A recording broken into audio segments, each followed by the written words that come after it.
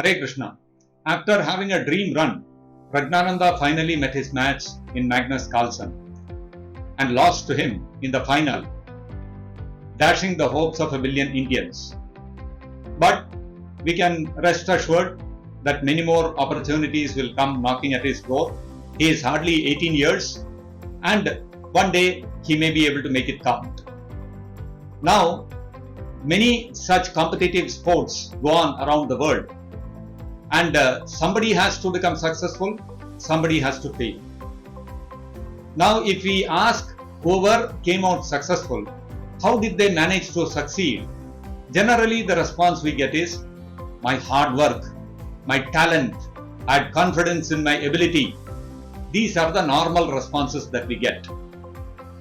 But what we fail to recognize is that even in the case of Praggnanandhaa and Magnus Carlsen, we cannot say that Praggnanandhaa did not work hard and therefore he lost. I am sure he would have worked as hard, if not harder, than Magnus Carlsen. Still he lost. So for every one person who succeeds, there are hundreds of others who also work equally hard, if not harder, and still they fail. But only one person becomes successful. Now if we ask all those people who failed that why did you fail? Will anyone say that I worked hard and because of that I failed? No one will say. So if 100 people worked hard and failed, one person worked hard and succeeded, and we think hard work is the cause of his success. Nothing can be further from the truth than this. If hard work were the cause of success, then everybody working hard should succeed. That never happens. Then what actually is the cause of success? In the 18th chapter, verse number 14, Lord Krishna describes that there are 5 factors of success. One factor of success is the body. We have a gross body and a subtle body consisting of the mind, intelligence and false ego. Now, even during the chess competition between Magnus Carlsen and Praggnanandhaa, Magnus Carlsen was sick for the first 2 days. He did not have the stamina to last the whole day. So, if our body is not keeping well, if our mind is not in a proper frame, or if our form has deserted us, then we cannot succeed. Therefore, our body is an important factor in the success. The second factor of success are our senses. We perform our action with our various senses, hands, eyes, ears, etc. So, not everybody possesses the same kind of ability of the senses. For example, Sachin Tendulkar may be a genius in cricket. Not necessary that if you bring him onto the chess table, he will be equally a genius there. Nor does it mean that Praggnanandhaa, if you take him into the cricket field or football field, he'll be able to perform equally well there. Not necessary. Because to be successful in a particular field, you need an expertise of that particular sense which is required in that field. This is what we know as talent. So unless a person is talented, he cannot succeed. Then third factor of success is the endeavor, the hard work that we put in. If we don't train hard, if we don't work hard, we cannot succeed. So hard work is also one of the factors of success. The fourth factor of success is you yourself. Now why are we differentiating? We already spoke about the body, we spoke about the mind and intelligence, about the senses. Now what is this you that you are bringing in? Because you are an occupier of the body. You are not the body. This body is yours, but you are not the body. So you, although you may be in form, you may have all the talent. Suppose you don't have the hunger for competing, you will say, I want to retire. I am fed up. I cannot engage in this competition. So you have to decide to take up the determination to succeed. The endeavor has to originally stem from you. The decision has to come from you. So you are also an important factor in the success.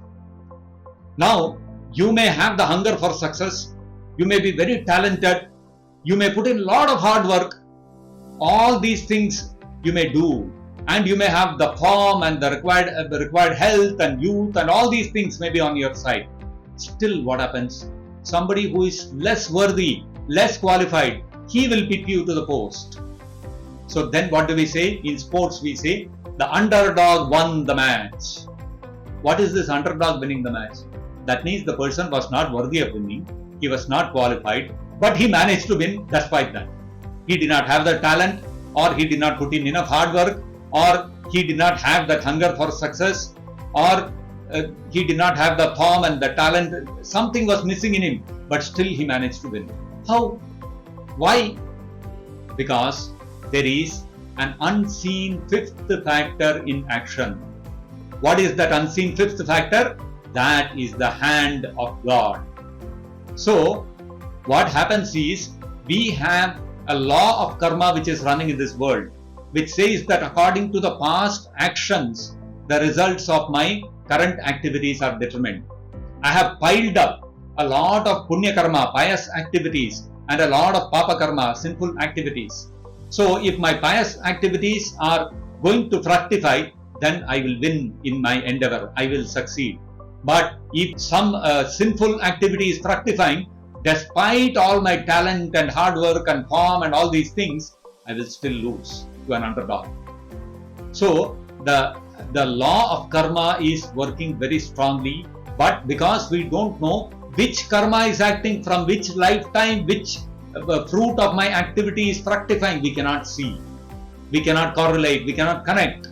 Therefore, it is an imperceptible factor of success. And this law of karma is not working independently. It is not running on its own.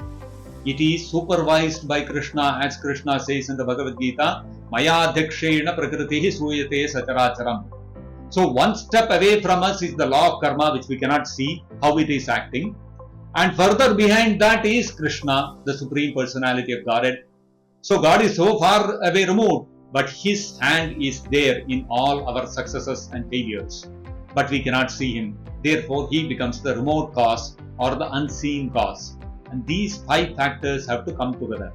So, if I'm very talented, I have done a lot of hard work and training and all that, and I have the hunger for success, and I'm in full form, full health, and I have all the energy for succeeding, but still, if God is not willing, the law of karma is not permitting it, I will not succeed. So, actually speaking, if we want to succeed in the highest goal of the human form of life, which is to overcome the problems of birth, death, disease and old age, and we want to achieve liberation, we want to achieve mukti or moksha, then without the grace of Krishna, it is impossible.